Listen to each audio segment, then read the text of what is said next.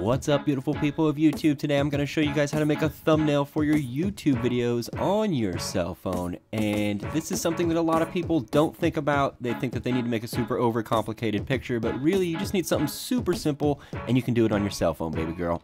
Now the first thing you need to do, baby girl, is get a picture of yourself. Now I'm going to put some simple examples up on the screen here, and what you need to do is you need to make sure that there's one color in the background of whatever your picture is. Make sure it takes up about 1/3 of the photo, but whatever it is, it just needs to be one color. I use a street, sometimes I'll use the house. Whatever it is, just make sure it's one color. Now most people don't know this, but when you turn your cell phone sideways, it usually takes a 1920 by 1080 picture, and that's the aspect ratio that you actually need for a thumbnail. Now, I'm not going to include how to set your phone camera to 1920 by 1080 because there are a million different cell phones, guys, but you could figure it out by looking it up on YouTube. Just simply look up, let's say, iPhone 6, how to shoot in 1920 by 1080. Now, if there's one thing I can emphasize here, guys, don't care what anybody thinks when you're taking these photos. Make sure and be a goofball, make sure and have fun, because the end result is so much better. Now, another tool that I urge you guys to try and use is your self-timer on your cell phone with your camera. Now, most Droids come stock with a self-timer, and some of you guys might know how to use that, but you guys can look that up on YouTube as well. Now, most iPhones do not come with a self-timer for some reason. Look that one up on YouTube as well. You can just simply look up, let's say, iPhone 4S camera self-timer. Now, you don't always have to use a picture of yourself, baby girl. You can use a picture that you really like, that you think is adorable. Just make sure that the background has a uniform color so that way text shows up on it. Now, if you don't have anyone in your life that understands the struggles of a YouTuber and doesn't understand the struggles of finding a good thumbnail so they won't take pictures for you, just go ahead and get yourself a selfie stick and use that self-timer that I was telling you about, and all of a sudden you get some really awesome photos. All the photos that you just saw a second ago were all taken with a selfie stick or just holding the phone in my actual hand. Now, you don't always have to take pictures specifically for thumbnails. You can just flick through the gallery on your cell phone like I was and find this cool picture of me, John, and my brother. I just happened to notice that there was a nice big gap on the left. Look at that. And I put letters there. All of a sudden, it's a thumbnail, baby.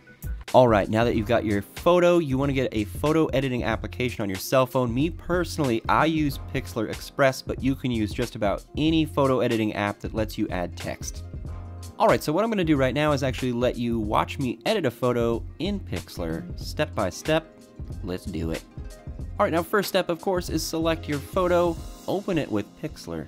Now, the one thing that I want to talk about here is you want to edit all your photo. You want to do all the edits on your photo, do all the spiffy filters, do all the spiffy color stuff, anything that you're going to do to the photo that will change the color, the contrast, the sharpness, anything. Do it before you add the text, because if you add the text first and then you start manipulating colors and stuff like that, your text will actually get manipulated as well, because it's not Photoshop and it's a really simple application, so it just modifies everything. So first, what I'm going to do here is just simply pick a filter. And me personally, in Pixlr, I really like to stick to these subtle filters, but you can use whatever you want, baby girl. Alright, I'm going to keep this one very simple, so all we're going to do is add that filter that we just did, and then we're going to add a vignette. Now, the vignettes are in the overlay section of Pixlr. You can just select vignette, scroll all the way to the right, and there's a vignette that actually just takes out the very corner of a photo for you, just like that. And then you can rotate it by hitting the rotate button and just take out whatever corner you want to, and then put text right over that. You can even adjust the opacity of it if you don't want it to be too dramatic. Alright, we've applied our simple little vignette. Now we're just going to hit the text button, and a whole bunch of different kinds of fonts pop up. Me personally, I always use the retro fonts. I don't know why, I just really like them.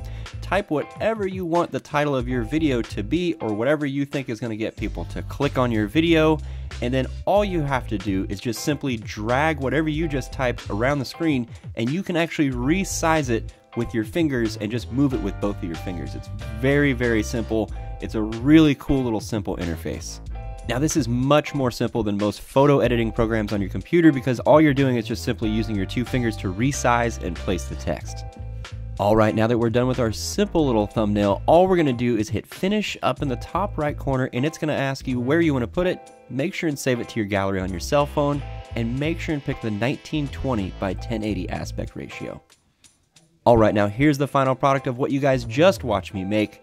This is just a very simple one. You guys watched me, it was about 3 or 4 steps. All I did was open the photo, added a filter, added a vignette, rotated the vignette up to the top right hand corner, and then added text. Alright, now that I showed you guys how to make a really simple thumbnail, I'm going to show you guys just a little bit more of an advanced one. Now, yet again, the first thing we're going to do is open a photo in Pixlr, of course. Alright, now that we've got our picture, yet again, our first step is to just simply pick one of the mini filters from Pixlr. Whichever you like. I like to use the subtle ones. I almost always use these. I'm not sure why, I just really like them. Now, yet another thing that I really like about Pixlr and a lot of these other photo editing apps out there, including Instagram, is you can adjust the actual opacity of the filter that you're adding. Sometimes it's just a little bit too dramatic. Alright, up next you want to tap the Candy Minimal button at the bottom of the home screen, and you want to select filters. There are filters and there are shapes. I'm going to show you shapes in just a second, but first you want to choose a filter.